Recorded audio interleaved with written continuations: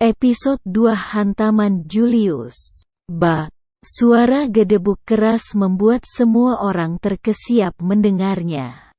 Ah, seru laki-laki itu kesakitan sembari memegangi kepalanya, melepaskan pelukannya dari Rina. Detik itu juga, seseorang berteriak mengikuti seruan laki-laki itu, "Darah! Dia berdarah! Julius, kamu gila ya? Dia ini Houston Anderson, keponakannya General Manager Sky Group, Pak Joel Anderson. Kamu udah muak hidup ya? Berani pukul dia sampai berdarah begini," seru Harmony. Tubuhnya terasa lemas melihat tidak hanya uang 2 miliar hilang begitu saja, tapi juga dirinya akan terkena masalah dengan perusahaan terbesar di kota T. General Manager Sky Group, orang gila macam apa yang berani menantangnya? "Julius, kamu berani pukul aku?" Houston menatap Julius dengan mata memerah akibat darah yang mengalir ke atasnya. Tangan kanannya menekan luka di kepalanya, mencoba menahan agar darah tidak keluar lebih banyak lagi. Seisi ruangan itu membatu mendengar seruan Houston. Tidak ada yang berani menghalangi keponakan General Manager Sky Group. Itu sama saja seperti mencari kematian untuk diri mereka sendiri.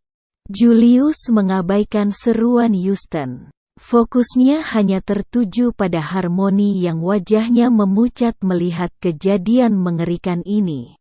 "Sayang, maaf ya. 3 tahun terakhir aku udah buat kamu direndahkan banyak orang. Kedepannya nggak akan ada lagi orang yang bisa merendahkanmu. Kita pulang yuk, urusan perusahaan biar aku yang bantu." Pulang? Julius masih berpikir untuk pulang ke rumahnya, setelah semua yang dilakukannya barusan. "Harmony Sander, keluarga Sander ya? Julius kan? Oke," ucap Houston tiba-tiba. Dia menatap dingin mata Julius, seperti seekor binatang buas mengamati mangsanya. "Tadinya aku nggak mau bilang tentang hal ini, tapi karena kamu udah kelewatan aku kasih tahu aja sekalian. General Manager Sky Group, itu pamanku. Kepala kepolisian setempat juga pamanku. Sepupuku Wakil Menteri Industri. Harmony, aku kasih tahu ya, kalau kamu hari ini nggak suruh bajingan ini berlutut 100 kali minta maaf sama aku, jangan harap keluargamu dan bajingan ini masih bisa menginjakan kaki di kota ini." Wow. Koneksi yang dimiliki Houston mengejutkan semua orang yang mendengarnya. Bahkan, saking kagetnya, Harmony hampir saja pingsan. Dia sudah tahu dari lama kalau latar belakang keluarga Houston sangat kuat, tapi dia tidak tahu kalau akan sampai sekuat ini. "Jangan sentuh aku," seru Harmony kepada Julius. Dia menghempaskan tangan Julius dan berkata, "Pergi sana jauh-jauh." Harmony mendekati Houston, lalu meminta maaf kepada laki-laki itu, "Sorry. Dia nggak sengaja kok, please, jangan marah gitu." Dia menoleh ke arah Julius. "Kamu ngapain diam aja? Nggak dengar aku barusan ngomong apa? Sana berlutut 100 kali. Apes banget sih aku, kawin sama bajingan kayak kamu. 3 tahun kamu cuman bisa minta uang dari aku. Sekarang kamu mempermalukanku di depan banyak orang? Otakmu dipakai buat mikir dong.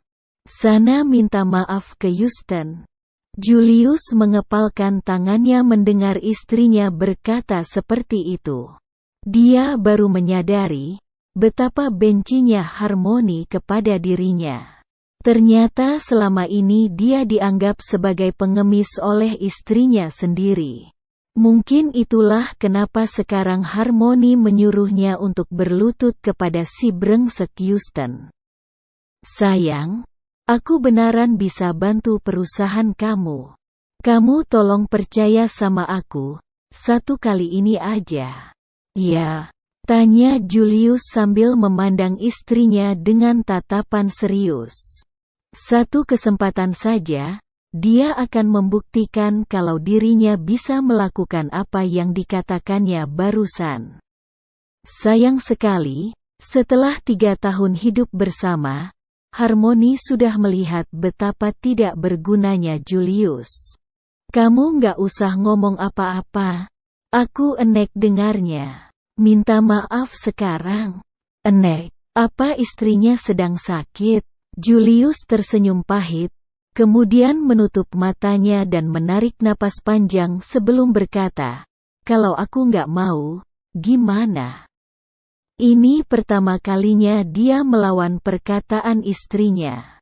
Biasanya, setiap kata yang diucapkan Harmony, perintah, komentar, maupun celaan, dia tidak akan pernah melawan balik.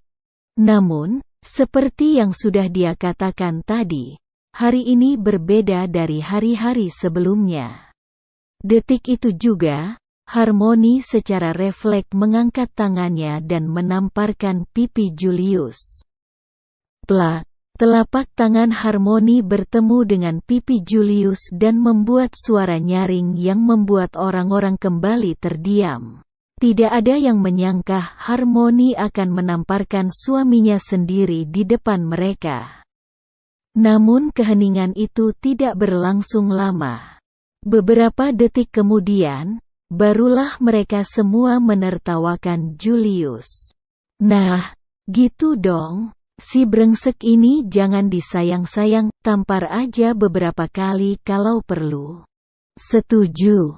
Orang yang bisanya cuman minta uang, seharusnya diperlakukan seperti ini. Buat apa disayang-sayang? Julius mengusap pelan pipinya. Tiba-tiba dia tertawa terbahak-bahak, menertawakan dirinya sendiri. 3 tahun, dia berharap bisa menyentuh hati Harmony. Namun sepertinya semua itu hanya sebatas ilusi saja. Bodoh sekali dirinya, mengharapkan sesuatu yang tidak mungkin terjadi. Usaha kerasnya selama ini melakukan semua pekerjaan rumah yang dilimpahkan keluarga Sander padanya. Rahasia-rahasia yang sesekali ingin dia beberkan, tapi dia tahan dengan sekuat tenaga sampai waktu yang tepat tiba. Sayang sekali, di saat waktu itu benar-benar tiba, Harmony malah semakin membencinya. Aku nggak akan minta maaf, Julius. Harmony menatap suaminya dingin. Selama ini memangnya kamu pernah punya uang hasil kerjamu sendiri? Nggak kan? Pernah nggak kamu beli kado buat aku? Nggak juga kan? Bantu perusahaan? Nggak usah mimpi deh. Kamu minta maaf sekarang juga, atau kita cerai. Aku menyesal punya suami nggak berguna kayak kamu. Cerai. Dulu, kata-kata ini sangat dia takuti. Dia mungkin bisa bunuh diri kalau sampai hal itu terjadi, tapi sekarang tidak lagi seperti itu. Saat ini dia hanya merasa kecewa saja terhadap perempuan itu. Dia tidak pernah menyangka istrinya sendiri akan menamparkan dan mengancamnya demi laki-laki lain. Houston tertawa mendengar kalimat Harmony. Si brengsek ini mana bisa hidup kalau dia cerai? Makan, minum, tempat tinggalnya aja disediain keluarga Sander. Ayo, kamu tunggu apa lagi? Sini minta maaf, nanti dicerain lo. Dia lalu menoleh ke arah Wendy. Kamu lihat sendiri kan Wen, nanti kalau cari suami jangan yang kayak laki-laki ini. Seumur hidup kamu bakal sengsara kalau sampai punya pasangan hidup kayak Julius. Harmony ini contoh yang bagus banget buat kamu, supaya kamu nggak meniru yang dia lakuin. Oke. Ucap Julius masih terus mengepalkan kedua tangannya. Sembari memaksakan sebuah senyuman di wajahnya, dia berkata kepada Harmony dengan suara gemetar, "Aku minta maaf." Harmony merasa lega Julius akhirnya menuruti perkataannya. Dia tahu, laki-laki itu pasti akan menurutinya seperti seekor anjing menuruti tuannya saat diancam dengan perceraian. Benar, dia selalu menganggap suaminya sendiri seperti seekor anjing. "Kalau Houston nggak memaafkanmu, mending kamu mati aja. Aku nggak tahan lihat mukamu," kata Harmony sebelum kemudian menengok ke arah Houston. "Semuanya salah dia, kamu tolong jangan masukkan ke hati ya. Dia udah mau minta maaf." "Harmony, kamu kayaknya salah mengira deh. Yang aku maksud barusan bukan meminta maaf sama orang itu." "Terus kamu mau apa?" teriak Harmony kesal. Tawa Houston menyela perbincangan mereka berdua. "Kamu nggak mau berlutut? Lalu maunya apa? Mau jilat sepatuku kayak anjing? Sini, sini, aku kasih sepatuku buat kamu. Jilat sampai bersih ya, biar nggak jadi cerai sama Harmony." Lagi-lagi semuanya tertawa mendengar celaan Houston. Mereka semua memikirkan hal yang sama. Julius tidak mungkin bisa bercerai dengan Harmony. Laki-laki itu tidak mungkin bisa hidup sendirian. Sekalinya ditendang dari keluarga Sander, Julius pasti akan mati kelaparan di jalan. Saat semua sedang menunggu Julius menjilat sepatu Houston, laki-laki itu tiba-tiba menggelengkan kepalanya. Apa yang dilakukan Julius selanjutnya membuat semua orang tercengang. Mulai Harmony yang memandangnya jijik sampai Houston dan semua yang merendahkan laki-laki itu. Bersambung.